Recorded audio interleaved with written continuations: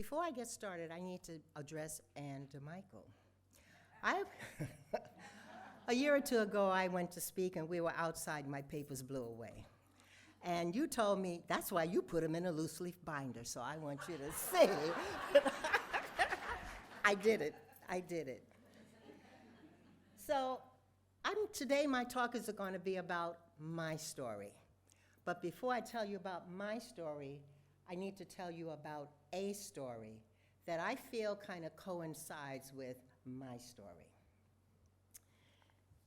In the year 79 AD, there was a very beautiful town at the shadow side of Mount Vesuvius in Italy, which is south of Rome. It was about 15,000 people that lived there, and they were Romans, and they lived well. They had a coliseum for chariot races. They had plenty of fish because they were in the Mediterranean. They had wheat. They were doing well. And then one day, Mount Vesuvius, which was an active volcano, erupted. And for a full day, Pompeii, as you've heard, Pompeii was inundated with ash and pumice. And the gases that came out of that Mount Vesuvius really decimated.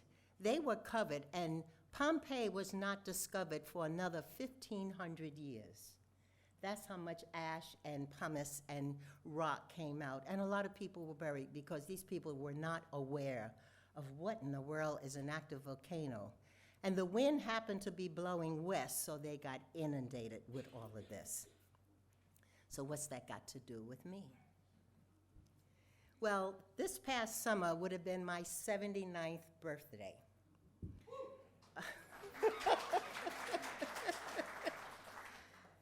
And one morning I woke up in early July. I couldn't get the bedspread off of me. And I said, well, what is this? And then I noticed I couldn't lift my legs to step out of the bed. I had to slide off the end. I stood up, and oh my God, every joint was aching and stiff as a board. I didn't know what was going on. So I kind of crept around in the house, and I got some Tylenol, took a shower to hopefully to loosen up the joints. And by 1 o'clock in the afternoon, it felt better. But bloody well, the next day, I woke up feeling the same way. So I didn't know what was happening. I went to Centera Lee to the walk-in, and they gave me some pills that kind of eased the discomfort.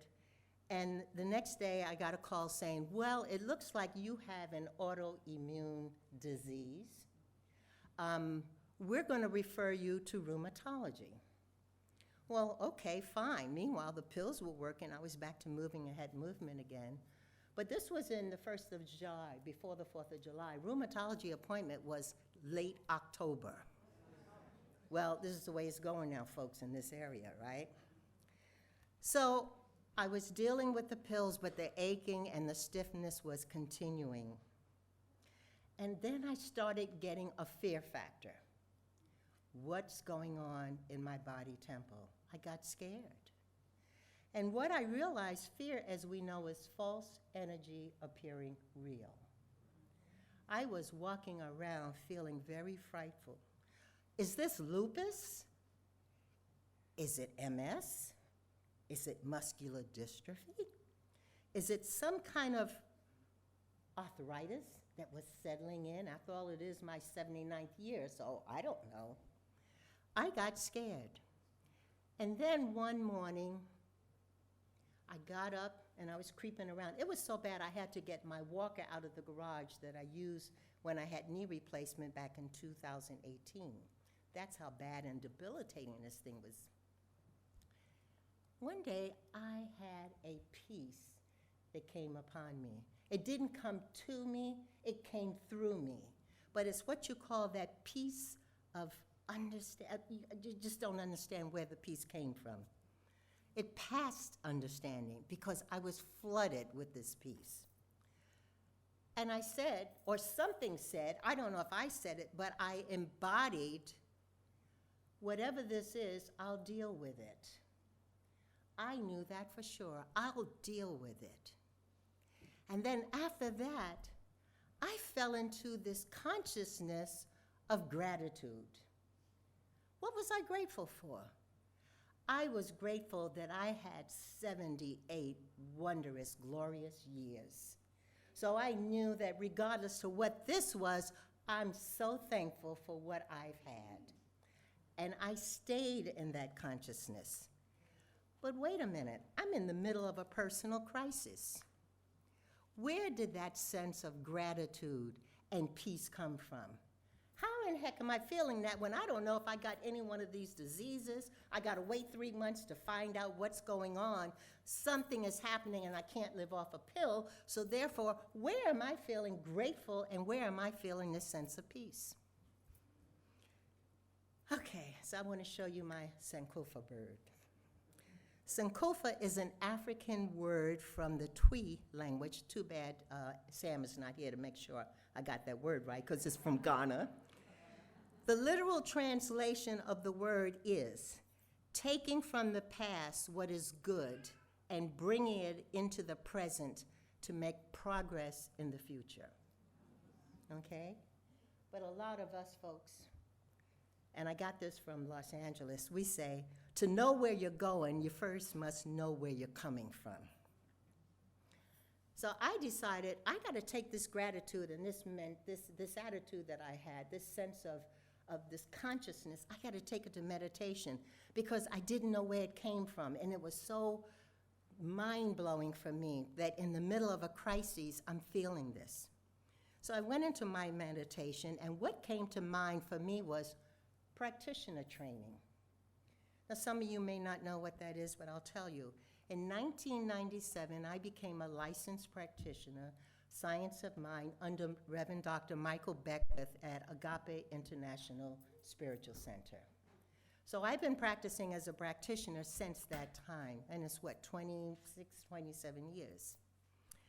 But as I became a practitioner, I'm an older woman. I keep paper. Everybody's on file, but I got paper. I got 2 trees of paper in my file cabinet, I'm sure. Okay? So I started going through these papers, and I pulled out things that were reminding me, where did this consciousness of gratitude start coming from? And I pulled out 3 or 4 papers, but I won't bore you with all of them. I said, let me select one that I'll read to you. And this paper is a thought paper that I wrote called Healing Power of Real Moments. I wrote it for a class when I was taking prac training, January 9th of 1997. And I want to share that paper with you because I think it helped me, since this is my story, it helped me get, where did that foundation of gratitude come from when I'm in the middle of a crisis? So here it is. And it's written the way I wrote then, okay? A real moment occurs when one is consciously and completely experiencing where they are, what they are engaging in at that moment, and how they feel about what they are doing. Paying attention to what is transpiring can be challenging. We are often thinking of yesterday or tomorrow when performing mundane tasks, and unless it is absolutely necessary when engaging in conversations, our minds are in other places. I notice when I'm at work, I will speak on the telephone while continuing to do whatever I was doing before the telephone conversation began. Being conscious of the moment means to me paying attention. Paying attention means slowing down, controlling my type A personality so I can really be in the moment. Another aspect of a real moment is being able to feel the connectedness to something or someone, to feel the energy exchange which defies boundaries. For me, that is a real moment, being at one with the infinite. Feeling connected in the now means giving up thoughts of past and future. It means chancing the pure excitement of the moment wherever it may be. To accomplish a real moment means to surrender into whatever I am experiencing.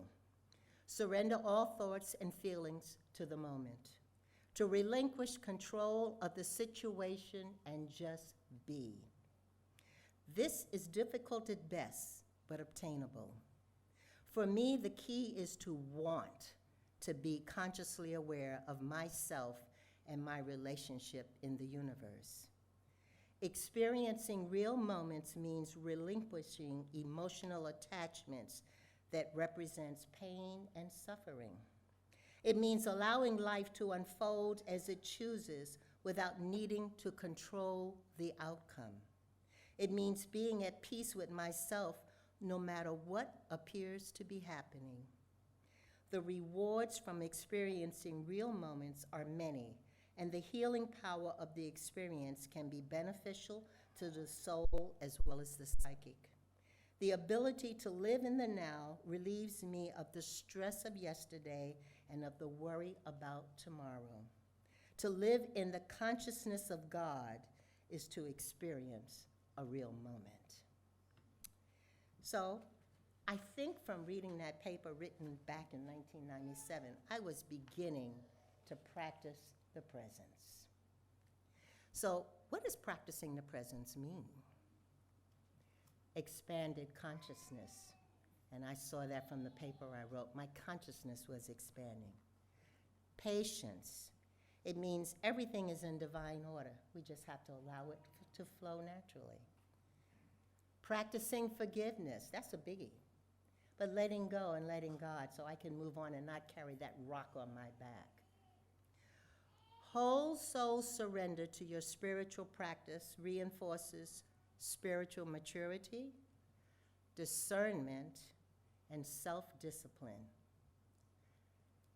Problem solved through an expanded awareness, not from the level of the problem.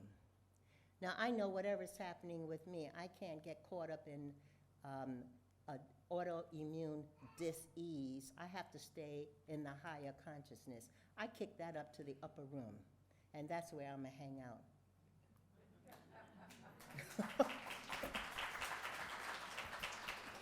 Practicing the presence means fellowship with like-minded people. All of us here, that's why we come. It means living in a consciousness of gratitude. One of the unexpected spiritual benefits of gratitude is that it can make us feel more connected to each other and to the world. It gives us a fresh perspective on our lives, allowing us to find the blessing in every situation and realize that life is happening for us and not to us. That's a challenge. An example of what I'm grateful for, I have to tell you, freeway experience here. And I'll tell you which one.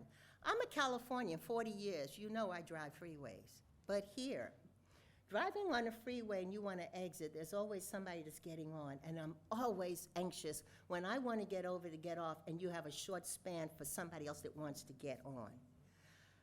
I always pray when I'm getting ready to exit because there's always somebody that's coming.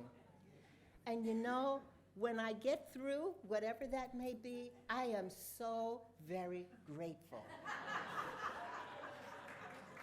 But I got to give you now, and I don't know when it happened. But when I go to get off, there's never anything coming. I've been practicing an attitude of gratitude. And when you're practicing gratitude, you're giving thanksgiving for something, and before you know it, you are gifted with it before you even know you need it. And this is my experience because this is my story. But I'm sharing it with you because when I go to get off and when I go to merge on, there's nothing there. I always have room. And I'm always giving thank you, God. And I do it triple times. Thank you, thank you, thank you, Spirit. Yeah, I want to make sure that I got it in my DNA, that I'm grateful. And this gratitude just keeps opening up and allows more good to flow forth before I even know I need it. I live in a safe community. I'm grateful for that. I don't have to have ADT. I mean, it's good. When I enter my home in the winter, the heat's on, and I am so grateful for that. And when I go in the summer, I'm grateful for the AC. I mean, I take it down to the little things. It doesn't have to be a big things. I bless every meal I eat. So the food is a perfect ingestion, circulation, and elimination. I'm grateful. Don't forget, I'm 79. I'm grateful, okay? I'm grateful for financial and physical health. I'm claiming physical health. I don't care what rheumatologist is going to say. I'm grateful that when I fall in judgment, which is my Achilles heel, that right away I'm snapped out of it because I'm practicing a sense of gratitude. I mean, there but for the grace of I when I'm judging, so I got to step away from it. I don't want to carry that. I'm grateful my car runs when I start the button. I'm grateful I can fill up my tank regardless to what inflation. I don't pay attention to what they're talking about, inflation, recession. God's got my back. I know that when I go, I fill my tank up, and whatever it is, I put the card in, and when the bill comes, I pay it. I don't know where it comes from, but it's there, and I do it. That's what I'm practicing. And one of the things I'm really grateful for is I got a United States passport, so that wherever I go, whatever I'm doing, I am grateful that I am a citizen of these United States. I am not saying that everything is great. I am a woman of color, if you don't know, but I do know that I am grateful, no matter what our challenges are here, to be a citizen of this United States. How does gratitude, oh, I forgot, and my parents. I'm so glad my father left Alabama and my mother left Florida during the Great Migration, because I got to go to school in New York and not in a Southern school. So I am grateful for that, I'm telling you. So how does gratitude practice help me? It releases negative emotions by redirecting my focus from what is going wrong to what is going right. It trains my heart and mind to notice abundance instead of lack. And there is so much around us. I mean, the universe is full of it. It awakens my soul as I recognize divine source of the countless gifts in my life. Like I said, just the heat when I go in. If it's cold outside, it's nice to walk into a warm place. It offers a new perspective, a way of seeing the world with an awareness of the magnificent blessings that surround us every day. And I have a practice of consciousness of gratitude, and I see it all the time, and I am so grateful. It's also known to have physical benefits when you're practicing gratitude. It lowers the blood pressure, and it promotes better sleep habits, and it says also promotes better relationships with people. The important thing is find your own spiritual practice of the presence and develop your consciousness of gratitude. There is so much to be grateful for in this world. I wake up, there are no bombs going off down the street. I don't have a water. I turn the faucet on, the water is there. I'm not worried about things happening that I have no control over out there. I mean, we live in a safe environment. This is our United States of America. I'm grateful. I'm grateful that I'm not in Ukraine or in Sudan or somewhere in North Africa, or I'm not at the border trying to get in. There's a lot to be grateful for. So what do I suggest? Use a gratitude journal or use prayer beads. And you can use prayer beads. These are 33 prayer beads. You try going around 66 times, and for each bead, be grateful for something. That's work. That's work, because we don't think like that. But you know what? As I sit in my quiet time and I'm thankful for something on each bead, and I get halfway through and I have to dig deeper, and before you know it, I'm halfway around the second time, and I got to keep going deeper. But you know what? It helps me open up that gland, expand that consciousness, so that my gratitude is just the simplest thing that I feel grateful for. I go and I do Tai Chi at the Botanical Garden on Friday. If it's 45 degrees, I don't go, but anything over 45, I go. Do you know how wonderful it is to do stretching and slow moving and be in a state of meditation while you're under the blue sky and the trees and the air? I am so grateful, just grateful. I am coming to my end here, but I want to say you can use prompts. You can be grateful for three things. I think three is good: the Father, the Son, the Holy Ghost. So three things. You can be grateful for what you hear or smell or taste, family, friends, situations. There's a list. The list is endless of things that you can practice gratitude on. I have a couple of quotes about gratitude from some people that you may recognize. And I'll start with Deepak Chopra, what he has to say. Gratitude opens the door to the power, the wisdom, the creativity of the universe. Be happy for no reason, like a child. If you're happy for a reason, you're in trouble, because that reason can be taken away from you. Maya Angelou said, "The ship of my life may or may not be sailing on calm and amiable seas. The challenging days of my existence may or may not be bright and promising. Stormy or sunny days, glorious or lonely nights, I maintain an attitude of gratitude. If I insist on being pessimistic, there is always tomorrow. Today, I am blessed."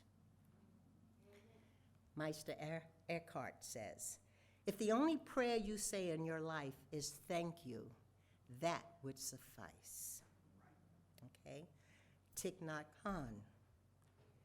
"With all I have experienced in my life, the power of gratitude stands above everything else. In your mindfulness practice, use gratitude until it becomes your way of life. I would say that when I'm living with gratitude, I am going through life holding God's hand. I say, when we open our hearts to gratitude, the light of grace always follows. This I know for sure." Epilogue to the story. Every book has a great epilogue, right? So I got an epilogue. The rheumatologist diagnosed me with something called polymyalgia rheumatica, or PMR. The Mount Vesuvius eruption was my immune system flooding my body with high levels of inflammation, resulting in joint stiffness and muscle pain. Muscle pain, I'm gonna tell you, it weakens you. It usually occurs in people over 70. Hence, there are no studies and there's no cure. Can last a year or more, or just disappear on its own. The only effective treatment to manage the discomfort is steroids. Today, I am grateful for steroids, and I'm grateful to you for letting me tell my story. So let's have meditation.